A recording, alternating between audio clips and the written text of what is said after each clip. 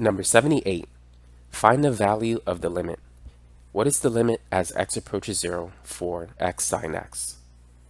For this problem, you could use direct substitution. This is going to be 0 times sine 0. Sine 0 is 0, and you'll get 0. That's one way to get the answer.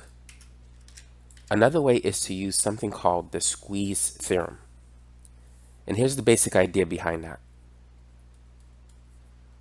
Let's say that f of x is between h of x and g of x. If the limit of the small function h of x is equal to the limit of the large function g of x, let's say they both equal L, then the middle function, the limit as x approaches a for the middle function f of x, should also equal L.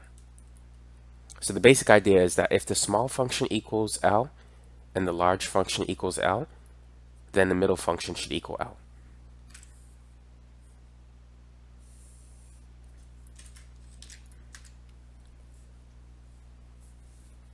Now, sine x varies between -1 and 1. If we multiply this compound inequality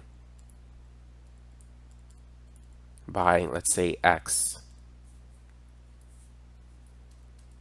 we get -x is less than or equal to x sine x, which is less than or equal to x.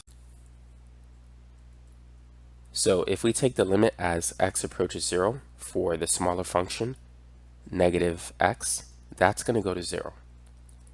If we take the limit as x approaches 0 for the larger function, g of x, that will also go to 0. Therefore, the limit as x approaches 0 for the function in the middle, in this case x sine x, that will equal 0.